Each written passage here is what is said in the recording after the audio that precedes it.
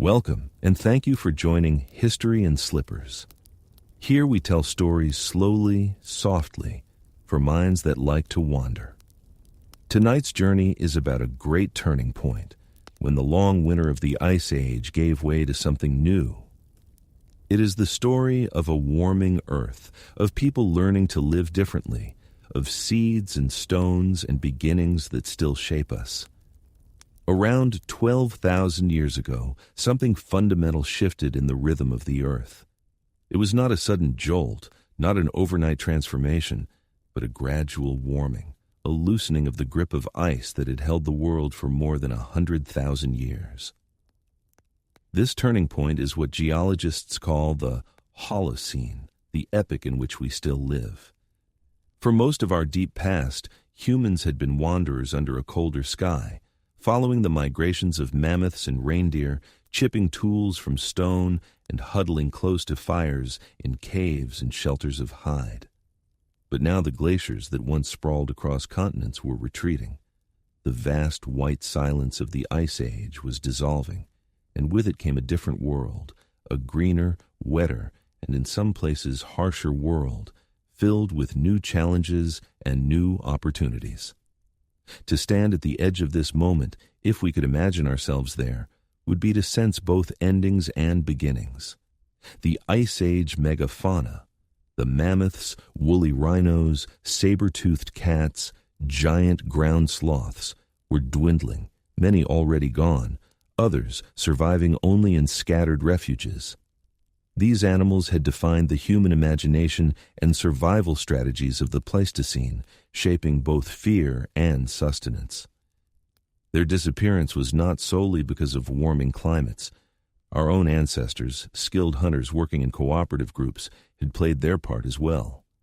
And now, as the Holocene dawned, the ecosystems of the Earth reshaped themselves without them. The open mammoth steppe that once stretched from Spain to Siberia, a cold, grassy expanse supporting herds of colossal beasts, began to vanish, replaced by forests. Where herds of giant animals once moved like tides, woodlands of oak, pine, and birch now grew dense, offering different foods, different dangers, and different ways of life. Humans, scattered across continents, felt these changes directly. In Europe, groups that had once pursued reindeer across tundra found themselves in shadowed forests, learning to stalk red deer and wild boar. In the Near East, the warming climate brought new patterns of rainfall, and with them, the growth of wild stands of wheat and barley in the Fertile Crescent. In the Americas, people adapted to shifting environments as the last ice sheets melted away and coastlines crept inland. Australia, too, changed as rising seas cut it off from New Guinea and drowned the low-lying land bridges that once made passage easier. Everywhere, coastlines shifted, rivers flooded new valleys, and landscapes that had been home for generations disappeared beneath rising waters. And yet, even as the world transformed, humanity endured. The Holocene is not remembered only for its climate, but for what humans did within it. This was the epoch when we began to settle more permanently, to cluster in villages instead of moving endlessly from camp to camp. It was when seeds first found their place in soil, tended not just by accident, but by intention. It was when the long rhythms of hunting and gathering began, in some places, to give way to farming. But at its start, the Holocene was still a liminal moment. People were neither wholly nomadic nor fully sedentary, neither Ice Age wanderers nor settled villagers. They were something in between, watching the land shift beneath them and slowly learning new ways to live. It was also a time of risk. The disappearance of large prey animals meant that hunting was less predictable. Communities could no longer rely on a single mammoth to provide meat, hides, and bone for weeks. Smaller animals required different strategies: bows, arrows, traps, and persistence hunts through dense woodland. Dangerous predators still roamed: lions in Europe, leopards and wolves across Eurasia, jaguars in the Americas. Diseases, too, remained constant threats, spreading silently from camp to camp. And human conflict, though smaller in scale than the wars to come, simmered at the edges of survival. Bands competed for territory, for resources, for safety. But there were gains as well. The new stability of climate meant that seasons were more predictable. Ice Age winters had been brutal, often unpredictable, shifting between bitter cold and brief thaws. Now, though still harsh in places, the climate became more regular. Rains returned in cycles, rivers flowed steadily. This reliability allowed early humans to plan further ahead, to store, to save, to experiment. The Holocene gave humanity not just a new environment, but the possibility of foresight. If one were to walk into a human settlement at the very beginning of the Holocene, one would still see the familiar signs of the Ice Age: stone tools carefully chipped, animal skins stretched to dry, fires burning low against the night. But one would also see hints of what was to come: grinding stones left beside patches of wild grains, dwellings built to last more than a single season, burials with grave goods that hinted at ritual or belief. The world was changing, and humans were changing with it. They may not have known that an epoch had ended, that a new one had begun. But they lived that change with every step, every hunt, every seed scattered in fertile soil. The Holocene was humanity's threshold, the doorway through which we stepped into the lives we now call civilization. It was not sudden, it was not easy, but it was the beginning of everything that followed. And as the ice retreated further, the echoes of a vanished world still lingered. The forests thickened, the rivers swelled, and the giants who once defined the human horizon began to fade. To understand this loss and how it shaped the people who remained, we now turn to the vanishing giants of the late Pleistocene. The late Pleistocene was an age of giants, and to step into it would be to enter a world that feels both familiar and alien. Imagine standing on a high ridge in Ice Age Europe. Below you, stretching as far as sight could carry, is an open plain, the Mammoth Steppe. It rolled unbroken from western Spain to the distant lands of Siberia, a vast ocean of grasses shimmering under cold winds. Herds moved across it like currents, mammoths with their tusks gleaming, woolly rhinos lowering their massive heads to graze, wild horses flicking their tails as they trotted in restless clusters. Predators followed in their wake, cave lions larger than any lion alive today, packs of wolves, the shadows of saber-toothed cats crouching in the distance. This was the world our ancestors knew, the stage on which human survival had long played out. But even as people adapted to it, the ground was already shifting. The glaciers that had locked away water for millennia began to release it. Slowly, steadily, seas rose, coastlines changed, and the open steppe began to shrink. What replaced it was forest: oak, birch, pine, trees pressing close where once there had been only grass and sky. For the giant herbivores, this was a death knell. They were built for wide spaces, for open ground, where they could see predators coming and move in vast numbers. In the shadowed forests, their size became a liability. They could not maneuver, could not feed in the same abundance. Populations dwindled. Humans, too, played their part. Archaeological sites from Europe to North America show bones with cut marks, ribs split for marrow, mammoth bones stacked into huts. The hunters of the late Pleistocene had grown skilled, their spears tipped with flint, their hunts coordinated across groups. A mammoth brought down meant survival, food, clothing, tools, even shelter. But every successful hunt brought the great herds closer to collapse. Over thousands of years, the giants disappeared.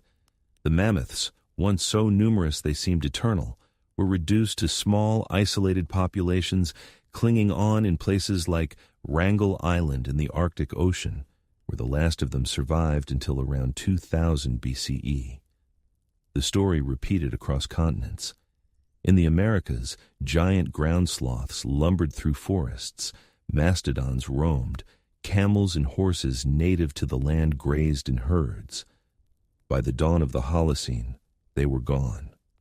In Australia, marsupial lions and diprotodons, kangaroos the size of cars, vanished not long after humans arrived. On islands, the extinctions were even more rapid and dramatic. Moas in New Zealand, elephant birds in Madagascar, giant lemurs in the Indian Ocean islands. Everywhere humanity went, the pattern repeated, giants fading into memory. For those who lived through it, the change must have been immense. To grow up in a world where mammoths were a part of life, and then to see them vanish within a lifetime, would have been like watching mountains dissolve. The myths of many cultures seem to carry echoes of this memory. Tales of thunder beasts, of great animals that once walked the land but were lost to time. Archaeologists and anthropologists can only speculate about how these extinctions altered not only survival, but imagination. The loss of the giants reshaped ecosystems, forced humans to adapt their hunting strategies, and perhaps even shifted the way we thought about ourselves, not just as participants in nature, but as a force that could unmake it. The vanishing of the giants was not a single event, but a drawn-out silence, a slow fading.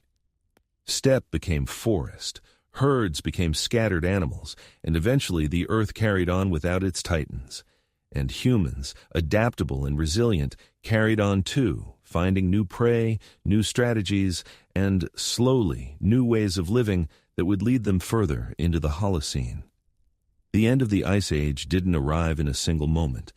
It came like a long, slow morning, each century warming a little more, each generation adjusting in ways too subtle to notice at first. Yet over thousands of years, the planet shifted from one world to another. This was not only climate change, but the reshaping of landscapes, plants, animals, and human lives. The Earth itself seemed to breathe differently, and with it, societies learned to live in new rhythms. Forests spread where once there had been open steppe. In Europe, birch and pine gave way to oak, elm, and hazel, creating dense woodlands alive with deer, boar, and countless birds. Rivers swelled with meltwater, carving new paths, flooding valleys, and creating wetlands rich with fish and reeds. The retreat of ice uncovered plains in northern Europe and Canada, land that slowly turned green.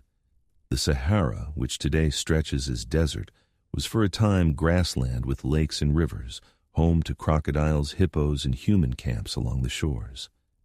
For people who had long followed herds across wide open spaces, this was a profound change. Hunters adapted by learning the habits of woodland animals. They tracked deer through thick undergrowth, fished rivers with nets and hooks, and gathered nuts, berries, and tubers from forest clearings. Tools changed too. Microliths, tiny blades set into wooden shafts, made lighter and more versatile weapons. Canoes carved from hollowed logs carried people along rivers and lakes, opening new routes for travel and trade. Bows and arrows grew in importance, suited to hunting in dense forests where close pursuit was difficult. The changing environment brought both abundance and challenge. Forests offered rich food sources, but they also limited visibility and made hunting large animals more difficult. The great megafauna, mammoths, woolly rhinoceroses, giant deer, dwindled and vanished, some from climate change, others from human pressure. People adjusted by focusing on smaller prey and by diversifying their diet. Fish, birds, nuts, fruits, and grains became central to survival. Archaeological sites like Mount Sandel in Ireland and Lepenski Vir along the Danube show this shift vividly. Homes built near rivers, fish bones and plant remains in abundance, and tools adapted for new tasks. Communities grew more settled. Where resources were reliable, people returned season after season, building sturdier shelters, sometimes of wood and clay. Hearths became permanent, pits stored food, and cemeteries marked ties to the land. These were not yet true villages, but they were steps toward stability, the roots of sedentary life. In these places, generations began to layer their presence into the soil, leaving behind not only tools but traditions of place. As the world transformed, so too did the way people thought about it. Cycles of plants and animals became more predictable, teaching observation and patience. The rising and setting of stars marked seasons for fishing, hunting, and gathering. Myths and stories likely grew around these patterns, explaining why the floods came, why the herds moved, why the forests thickened. Belief was entwined with survival, and survival was tied ever more closely to place. Picture a family at the edge of a new forest. Morning mist hangs between the trees. A child cracks nuts with a stone, while elders weave nets from plant fibers. Hunters return with a deer, its meat to be smoked over a slow fire, its hide to be scraped and softened into clothing. Along the riverbank, fish dry on racks, and beyond them, reeds are gathered to weave mats. This is daily life in the transformed Holocene world, quieter perhaps than chasing mammoths, but no less rich, no less human. These gradual shifts carried enormous consequences. By learning to thrive in forests and wetlands, people built the knowledge that would later make farming possible. They discovered how plants grew, how animals bred, how to store food for lean times. The transformation of the world after the Ice Age was not only natural, but cultural. It reshaped human possibility. When fields of grain eventually replaced forests, and herds were kept in pens instead of roaming free, it was because of skills first learned in this in-between world. By 6,000 or 7,000 years after the ice began to retreat, humanity had entered a new balance with the earth. The world was warmer, wetter in some regions, drier in others, but overall more stable than the deep swings of the Pleistocene. In this stability, cultures flourished, experimenting with settlement, trade, and ritual. The transformation of landscapes had set in motion the transformation of society, a slow, patient unfolding that would lead in time to farming, villages, and civilization itself.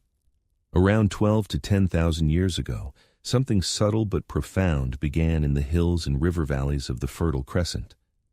It did not look like a revolution at first.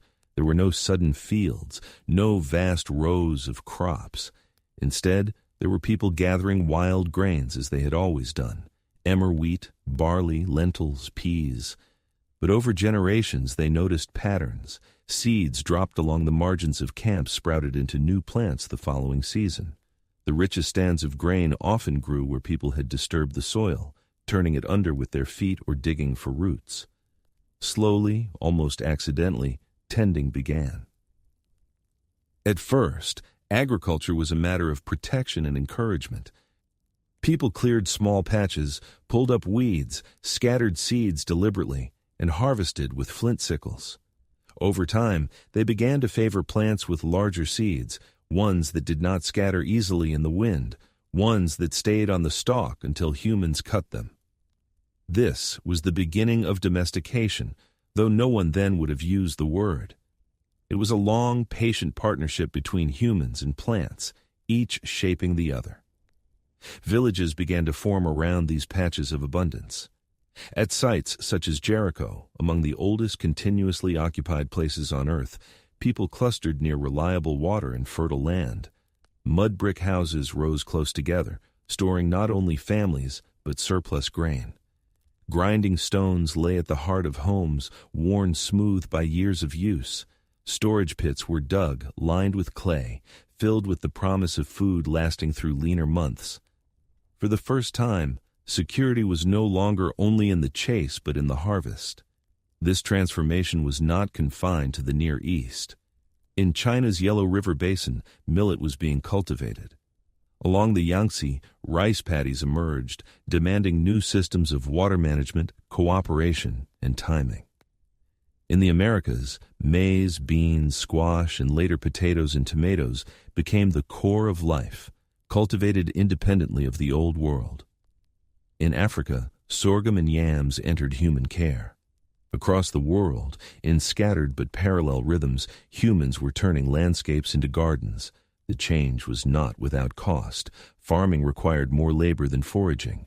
Fields had to be cleared, guarded, weeded. Harvests could fail. Stored grain could rot or draw pests. Diets sometimes narrowed. Farmers often ate less varied food than their foraging ancestors, leading to deficiencies. Skeletal remains from early farmers show signs of stress, shorter stature, and more dental disease compared to hunter-gatherers.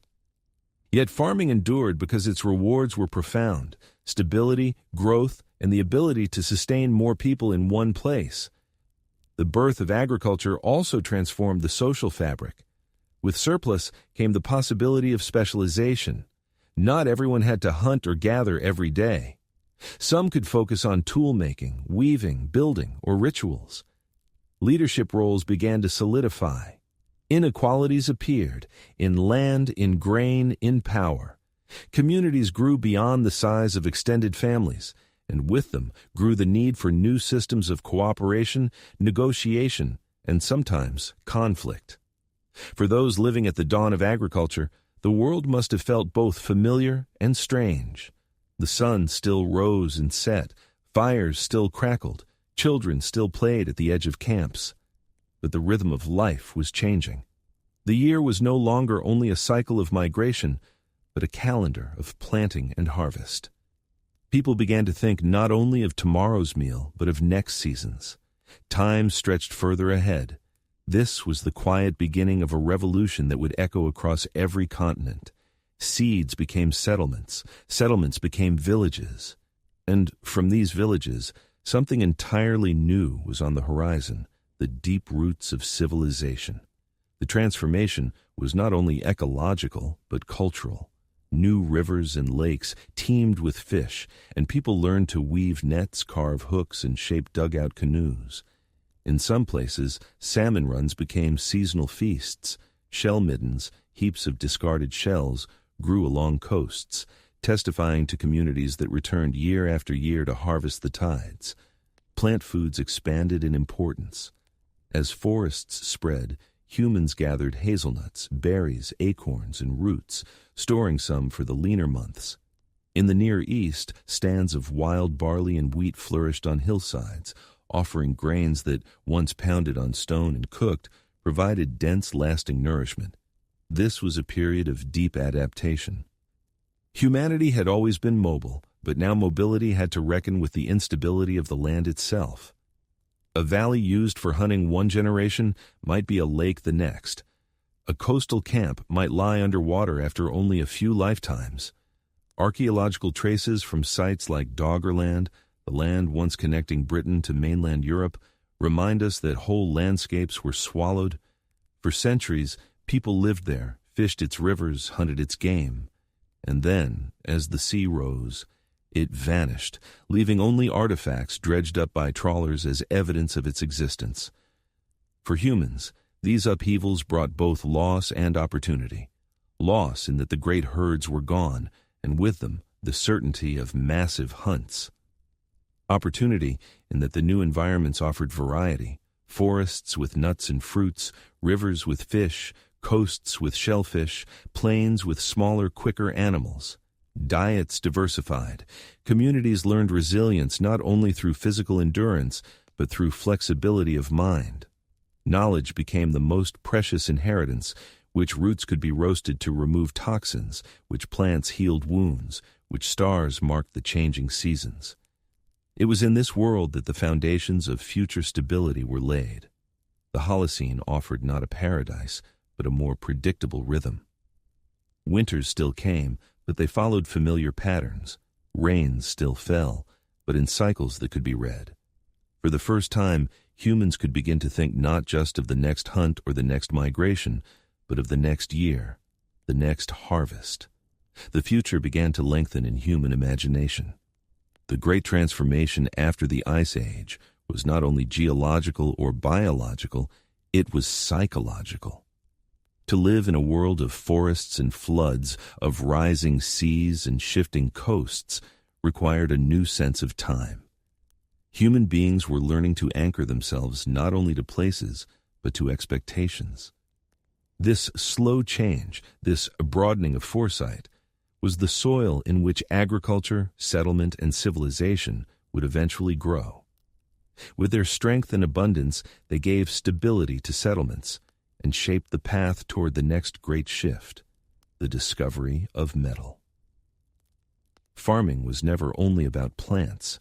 As fields took shape, animals moved closer to people, first at the edge of firelight, then inside fences and pens. Dogs had already joined us during the Ice Age, but now sheep and goats were among the first true livestock. They were hardy and adaptable, providing milk, meat, hides, and, over time, wool. A family with even a small flock had a steady source of food and security that hunters had never known. Cattle soon followed. Descended from the powerful wild aurochs, they were dangerous to tame but invaluable once under control. A single cow could feed a family, and with training, its strength could pull the first simple plows. Pigs came from wild boar, thriving near villages where they turned scraps into fat and meat. Together, these animals reshaped human life. Their manure fertilized fields, their milk and hides expanded diets and shelter, and their presence created new rhythms of daily care. Picture a village in the Fertile Crescent. Mud brick houses line a dusty track, smoke curls from hearths, and just beyond the walls, goats bleat as they are herded to pasture. Children fetch water, elders spin wool, and at dusk, the animals return to simple thorn-fenced pens. Nights are filled with a mix of human voices and animal sounds, a new harmony of shared survival. Over generations, people began shaping these creatures to their needs. Calmer goats, stronger cattle, sheep with thicker coats were bred deliberately. Archaeologists see the results in smaller bones, altered horns, and changes in teeth. Without knowing the word, early farmers were practicing selective breeding, slowly reshaping nature itself. Belief grew alongside utility. Bulls and rams appeared in shrines, animals were buried with care, and symbols of herds entered ritual life. At Çatalhöyük in central Turkey, bull horns lined house walls, turning ordinary rooms into sacred spaces. This bond carried risks. Living closely with animals exposed people to new diseases. Illnesses once limited to wild herds crossed into human communities, setting the stage for future epidemics. Still, the benefits outweighed the dangers. Herds meant milk for children, hides for shelter, wool for clothing, and traction for fields. They also meant wealth and status. A flock could be given, traded, or stolen, shaping early economies and conflicts. Animals also transformed landscapes. Grazing opened clearings and forests, paths became tracks and roads, and wells deepened to water herds. In some regions, families moved with flocks seasonally, linking mountain pastures with lowland fields. This mobility spread ideas, songs, and tools. Trade grew, wool for grain, cheese for pots, hides for stone blades. The partnership between humans and animals wove communities together as tightly as any wall or shrine. By the late Neolithic, daily life was inseparable from herding. Herds slept beside villages, their dung fueling fires and enriching fields, their sounds part of every night. Step by step, animals moved from prey to partners, from edge to center. With their strength and abundance, they gave stability to settlements and shaped the path toward the next great shift, the discovery of metal. For millions of years, stone had been the core of human survival. Hand axes, blades, and polished tools carried our ancestors through the Ice Age. But around 8,000 years ago, people in scattered places noticed something different: green and red streaks in rocks, veins of copper ore shining in riverbeds and cliffs. At first, these pieces were hammered into beads or ornaments, valued for their color more than their strength. The true revolution came with fire. When copper was heated in a hot enough fire, it melted and could be shaped into new forms. This was the beginning of metallurgy. Copper alone was soft, less reliable than flint for cutting wood or bone. But it had one advantage: it could be reshaped, sharpened again, recycled when broken. Then, in time, people learned to mix copper with tin. The result was bronze, harder, sharper, and far more durable. A bronze axe cut trees faster, a bronze spear pierced deeper, a bronze blade lasted longer. Around 3300 BCE, the Bronze Age spread across Mesopotamia and soon into Europe, Asia, and beyond. Later came iron, more difficult to smelt, but stronger and more common in the earth. Iron plows opened wider fields, iron sickles harvested faster, and iron swords reshaped warfare. The rise of metal was not only about new tools, but about new control over fire. Smelting demanded higher heat than cooking or pottery. People built clay furnaces, fueled them with charcoal, and used bellows to push air into flames.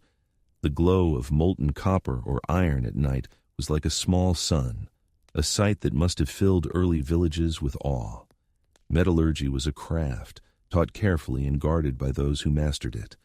Skills spread slowly, from the Near East to China, from the Indus Valley to Africa and the Andes. Each place discovered its own methods, and with them, its own traditions of metalwork. Metal changed the land itself. Forests were cut for fuel, mines scarred hillsides, rivers carried ores downstream, trade routes stretched farther as tin and copper had to be brought together to make bronze. Villages that controlled metal gained power, defended by sharper weapons and enriched by stronger tools. Inequalities deepened. Those who mastered fire and ore held more than tools. They held influence and authority.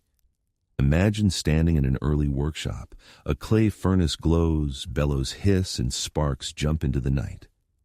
A craftsman lifts a small crucible with wooden tongs, pours liquid copper into a stone mold, and watches as it cools into the shape of an axe. Around him, farmers look on, knowing that this new blade will clear fields faster and defend homes more fiercely. The sound of stone striking stone that had echoed for millennia was now joined and slowly replaced by the ring of metal. Yet stone did not vanish overnight. For centuries, flint and obsidian coexisted with copper and bronze. Metal was rare, valuable, and often reserved for leaders or warriors. But as knowledge spread and resources grew, stone tools faded. By the time iron was common, the age of stone was gone. With metal, humanity dug deeper, built stronger, and fought harder. Fire had given us warmth and light, but now it gave us a way to transform the very bones of the earth. It was one more step, not the last, but a profound turning point in the story of civilization. Life in the Holocene was not only about farming, herding, and new tools, it was also about conflict. As groups settled and villages grew, land and resources gained new value.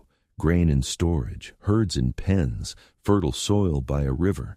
These were wealth in ways unknown to wandering bands, and they became reasons to fight. Archaeology leaves traces of this darker side. At Jebel Sahaba in the Nile Valley, skeletons over 12,000 years old bear arrowheads still lodged in bone, signs of repeated attacks. At Schlitz in Austria, around 5000 BCE, archaeologists uncovered more than 200 bodies thrown into a ditch, many with crushed skulls or arrow wounds. This was not accident but massacre, the remains of a community destroyed. Such sites remind us that violence was not rare but real, shaping lives and endings. Other sites echo the same pattern. In Talheim, Germany, a ditch contained the remains of 34 people, killed and buried together. In northern France, the site of Achenheim revealed skeletons with injuries consistent with raids. At Herxheim, also in Germany, fragments of human bones suggest ritual violence, perhaps linked to belief as much as to survival. These places show that early villages could be fragile, subject not only to hunger and disease, but to sudden destruction at the hands of their neighbors. Farming anchored families to specific places. Hunters could move on when game grew scarce. Farmers could not abandon cleared fields or stored grain. That permanence created vulnerability. Jericho, one of the earliest towns in the Jordan Valley, built massive stone walls and even a tower around 8000 BCE, a clear sign of organized defense. Across Europe and the Near East, palisades, ditches, and embankments multiplied.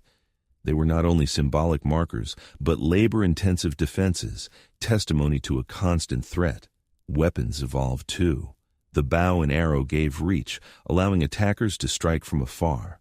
Spears and clubs became common grave goods, showing warriors held respect. With bronze, the tools of war sharpened. Swords, daggers, axes spread through societies. Iron took this further, its stronger edges reshaping battle. Raids became wars, and wars grew large enough to decide the fate of whole valleys. War was no longer only a clash of small groups. It became a social force that shaped politics and hierarchy. Picture a small Neolithic village. The harvest is stored, the goats penned. At dusk, watchfires burn on the ridges. Strangers approach. Are they traders or raiders? In moments, the answer is clear. Shouts, arrows, fences pushed down. The attack may leave huts smoking and families grieving, or it may be repelled with equal ferocity. Either way, life is changed.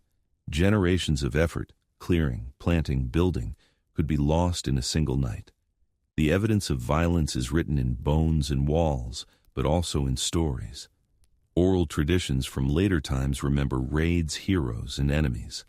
The figure of the warrior rises in myth as well as in graves. Rituals grew. War dances, songs of courage, weapons buried with the dead. Some communities placed skulls on display, perhaps as warnings, perhaps as trophies. Violence was not only about survival, it was embedded in culture, giving shape to identity and memory. Yet violence was not only destruction, it also forged bonds. Communities allied against shared threats, weaving trust through defense. Leaders rose who could command fighters, negotiate truces, or direct raids. Warfare demanded planning, supply, and coordination, encouraging new forms of leadership. In this way, conflict became part of the machinery that built larger, more organized societies. Still, it would be wrong to imagine only war. Many sites show long peace, marked by trade and cooperation across regions. Villages exchanged stone, shells, and pottery, building networks that stretched hundreds of kilometers. Marriage ties linked distant groups. Violence was one part of life, not all of it. But it was a growing part, expanding as societies grew larger, resources more concentrated, and tools more lethal. By the late Holocene, war had become a constant possibility. It was no longer only about survival. It was about power, territory, and the shaping of human history. By the time cities emerged, violence had already prepared the ground. Organized defense, warrior elites, and the memory of raids all shaped how early civilizations took form. War was not an invention of kings. It was an inheritance from the long centuries of farming villages, sharpened by the same forces that had turned seeds into harvests and stones into metal. Violence became part of what it meant to live together in growing numbers, an ever-present shadow beside the fires of early civilization. Even as people farmed fields and guarded their villages, they also looked for meaning beyond survival. The Holocene was not only the age of tools and walls, but also of imagination, ceremony, and belief.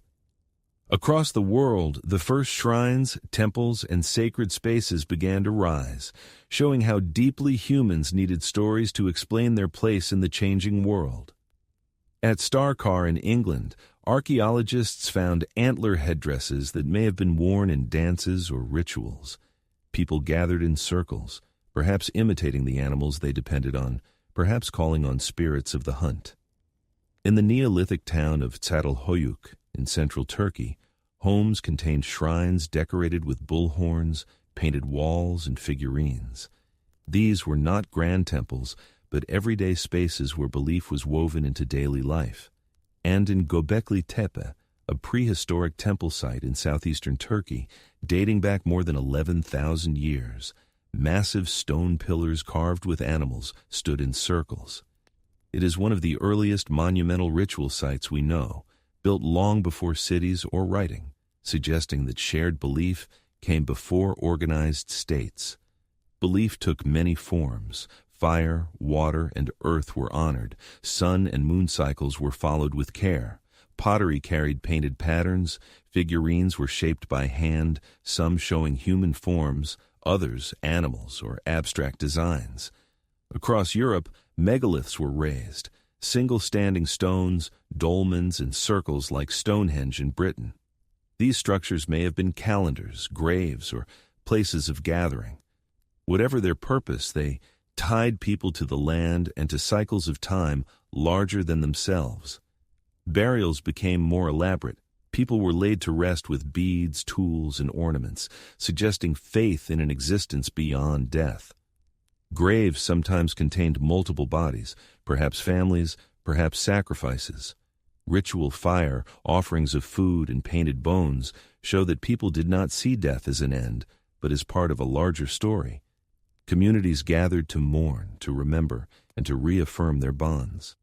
Imagine entering a shrine at Çatalhöyük. The walls painted with red ochre, bull skulls set into plaster, benches lined with figurines. Smoke curls from a hearth, but the air also feels heavy with meaning, with stories told in whispers. Or picture a gathering at Göbekli Tepe, torches lighting great stone pillars carved with foxes, vultures, and snakes. The people stand in awe, not of kings or chiefs, but of forces they believed guided the world around them. Belief and ritual were also practical. They bound communities together. Shared ceremonies built trust. Songs, dances, and monuments gave people a sense of belonging to something larger than their families. In a world where farming required cooperation, belief created unity. Ritual calendars marked planting and harvest times. Myths explained why rains came or failed, why herds grew or dwindled. In these ways, belief gave not only comfort, but order. Violence and ritual sometimes met. At Herxheim in Germany, broken human bones and skull fragments suggest that ritual cannibalism or sacrificial rites may have taken place during crises. In many early societies, warfare was not only practical, but sacred, carried out with ceremonies to honor gods or ancestors. Skulls displayed on posts or buried beneath homes blurred the line between memory, reverence, and warning. Art grew alongside ritual. Clay figurines of women, sometimes called mother goddesses, suggest themes of fertility. Carvings of animals hint at respect, fear, or imitation. Music likely played a role. Bone flutes, rattles, and drums are found at sites across continents. Imagine people gathering at night, the beat of drums echoing against stone, voices rising together. These were not only acts of worship, but acts of community, of belonging. As societies grew, rituals grew more complex. Seasonal feasts, collective hunts, and construction of monuments demanded organization. Leaders may have risen first not as kings or chiefs, but as ritual specialists, those who spoke with spirits, guided ceremonies, or held knowledge of the seasons. From ritual authority, political power could grow. Temples would later become centers of administration as much as faith. Belief was never uniform. Each region, each group shaped its own mix of stories and symbols. But everywhere, the impulse was the same: to seek meaning beyond the visible, to place human life in a larger frame.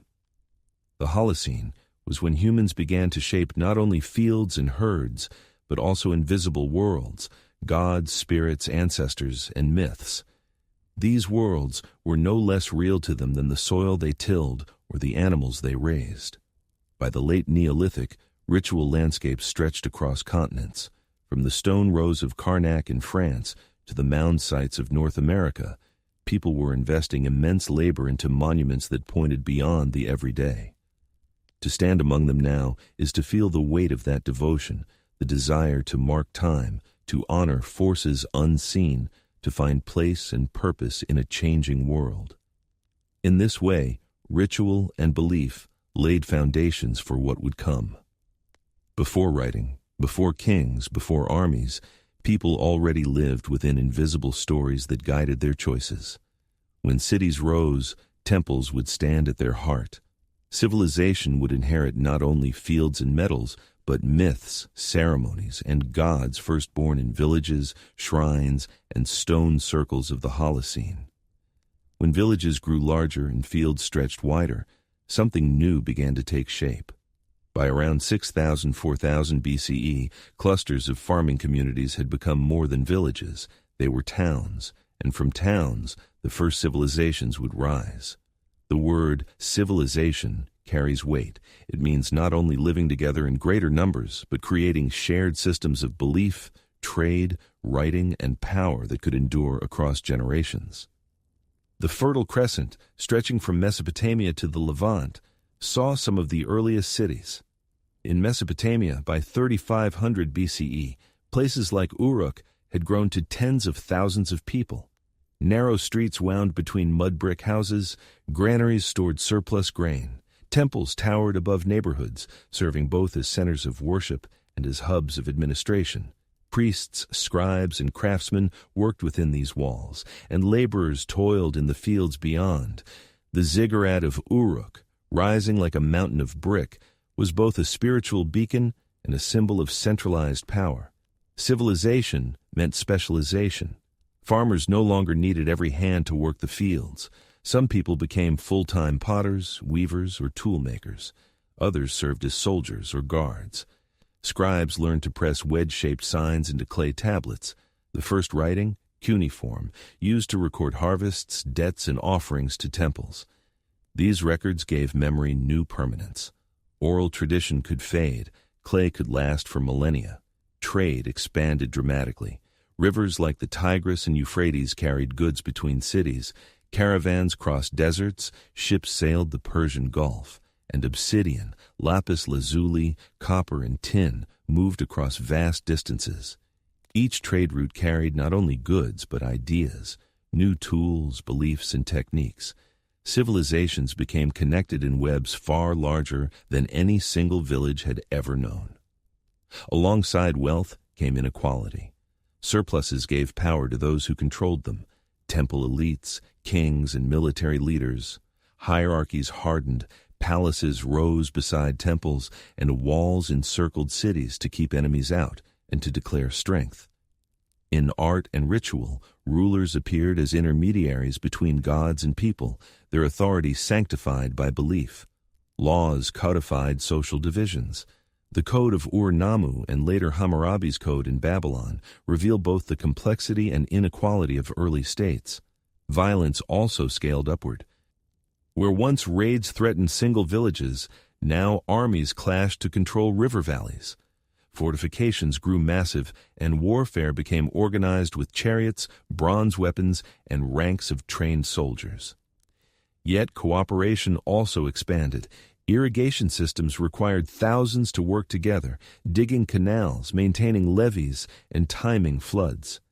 Civilizations were paradoxes, capable of great destruction and equally great collaboration. Beyond Mesopotamia, parallel centers of civilization flourished. In the Nile Valley, Egypt's old kingdom built pyramids that still dominate the desert horizon, tombs not only for kings, but for the beliefs of an entire culture about life after death. In the Indus Valley, cities like Mohenjo-Daro and Harappa followed strict urban plans: straight streets, brick houses, and advanced drainage.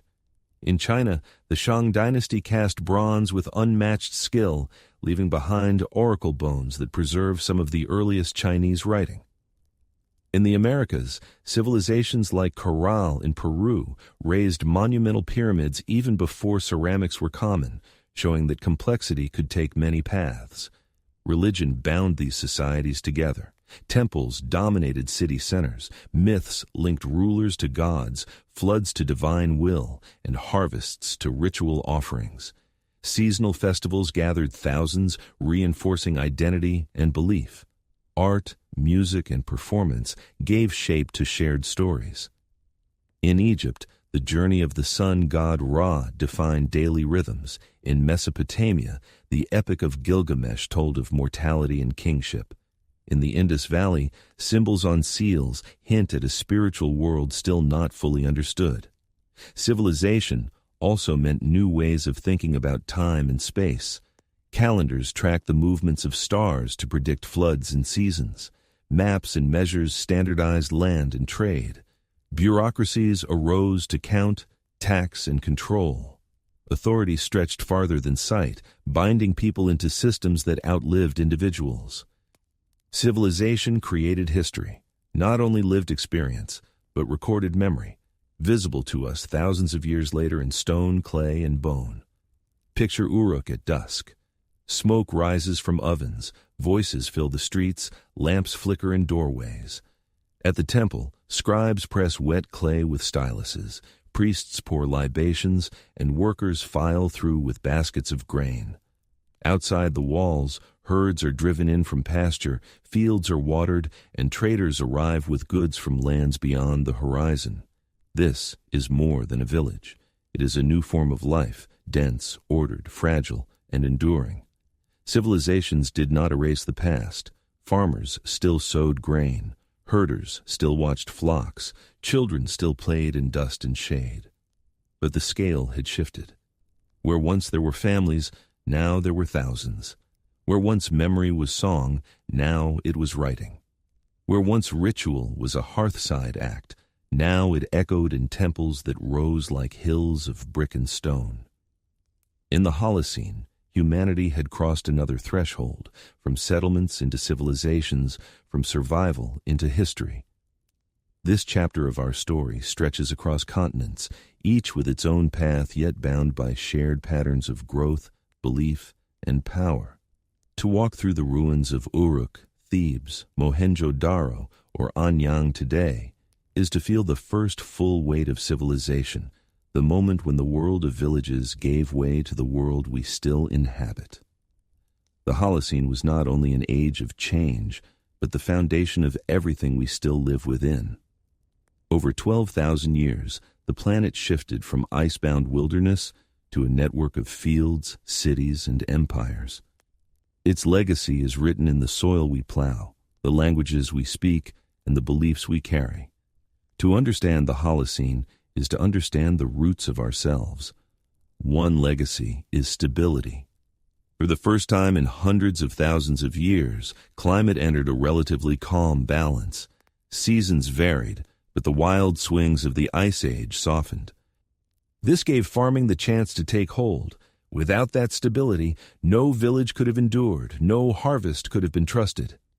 Even now, our world depends on this Holocene calm, and we feel its fragility as climates begin to shift once more.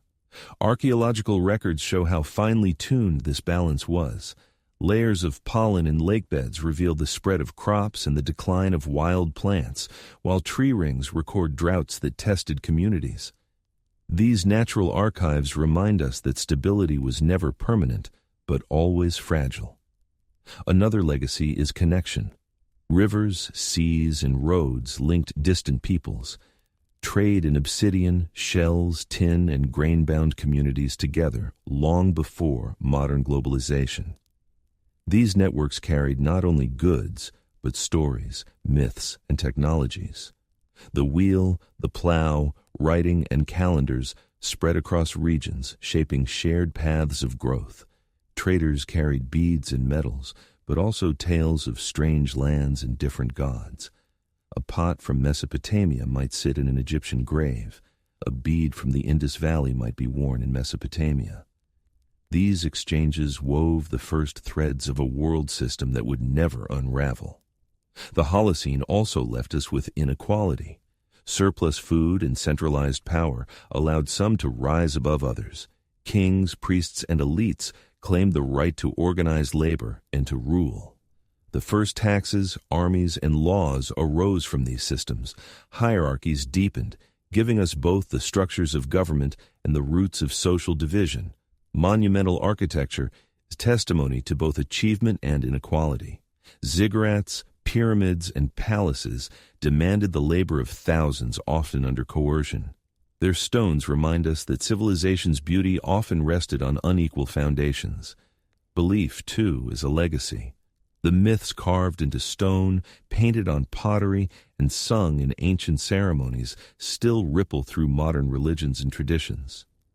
Temples became churches, mosques, and synagogues. Sacred calendars still guide millions of lives. The cycle of planting and harvest, once marked with songs and offerings, echoes in festivals still celebrated today. Even secular societies carry echoes of ritual and symbol first formed in the Holocene. The very act of gathering, of telling stories in community, is an inheritance from those earliest ceremonies under open skies. Violence and cooperation, side by side, are perhaps the deepest inheritance.